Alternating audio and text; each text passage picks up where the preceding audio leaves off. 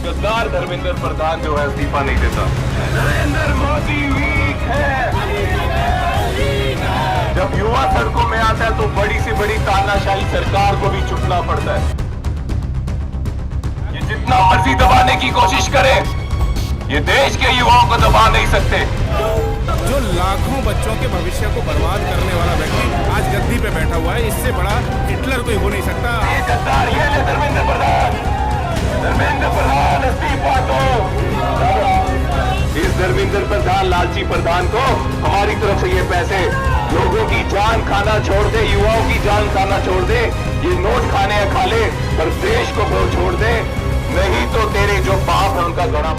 BJP कार्यालय पहुंचे कार्यकर्ताओं ने कर दिया चक्का जाम। अब सड़क पर आर पार की लड़ाई शुरू हो चुकी है। दरअसल दिल्ली में बीजेपी मुख्यालय के बाहर अचानक ऐसा सियासी घमासान छिड़ा कि पूरे इलाके में भारी पुलिस बल तैनात करना पड़ा।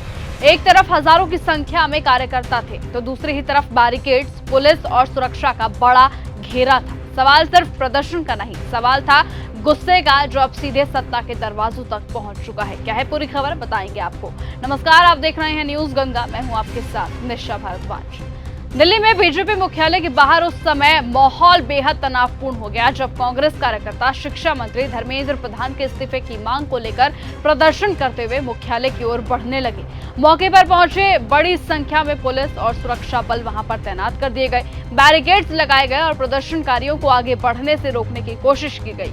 कुछ समय के लिए सड़क पर यातायात भी प्रभावित हुआ और पूरे इलाके में अफरा तफरी का माहौल बन गया। प्रदर्शन के दौरान कार्यकर्ताओं ने जोरदार नारेबाजी की और धर्मेंद्र प्रधान के इस्तीफे की मांग को एक बार फिर दोहराया। नाम के पैसे जिसके लिए देश के छात्रों का भविष्य खराब कर रहे हैं गद्दार ये ले धर्मेंद्र प्रधान इस्तीफा दो। धर्मेंद्र प्रधान इस्तीफा दो।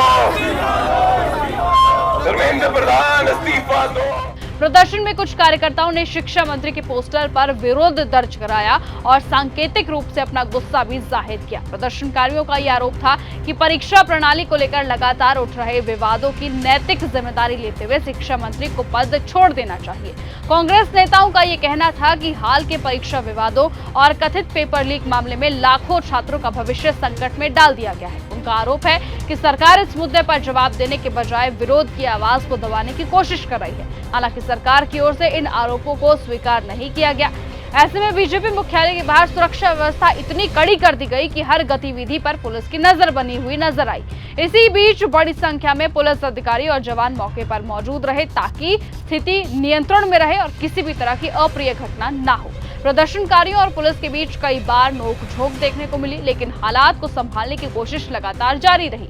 ऐसे में इस प्रदर्शन के जरिए कांग्रेस ने साफ संदेश देने की कोशिश की कि वो परीक्षा से जुड़े विवादों और छात्रों के मुद्दों पर सरकार को लगातार घेरती रहेगी। तो वहीं दूसरी ओर बीजेपी का ये कहना है कि विपक्ष अब इस मुद्दे पर राजनीति कर रहा है और सरकार दोषियों के खिलाफ कार्रवाई के लिए प्रतिबद्ध है। अब बड़ा सवाल यही है कि क्या बीजेपी मुख्यालय तक पहुंच ये विरोध सरकार पर नया राजनीतिक दबाव बनाएगी? क्या छात्रों के मुद्दे पर शुरू हुई ये लड़ाई अब और ज्यादा बड़ा राजनीतिक आंदोलन बनती नजर आएगी या फिर सरकार अपने फैसले पर कायम रहेगी? आगे की बात है कि इतना पूरे देश के अंदर में छात्र रोडों पे है, ये केवल पॉलिटिकल कांग्रेस पार्टी के लोग नहीं, तमाम लोग रोडों पे, उसके बावजूद भी इनके ऊपर जरा सा भी फर्क नहीं पड़ रहा है। जो लाखों बच्चों के भविष्य को बर्बाद करने वाला व्यक्ति आज गद्दी पे बैठा हुआ है, इससे बड़ा हिटलर कोई हो नहीं सकता। आज हिटलर का पूरा शासन हिंदुस्तान में। लेकिन फिलहाल सवाल तो यहाँ तक उठ रहे हैं, बातें तो यहाँ तक कही जा रही हैं कि जब वो कार्यकर्ता बीजेपी मुख्यालय पर पहुंचे तो धर्मेंद्र प्रधान वहां से निकल गए। लेकिन जो भी हो, आने वाला वक्त ही तय करेगा कि आखिरकार चलकर आगे क्या कुछ होता है।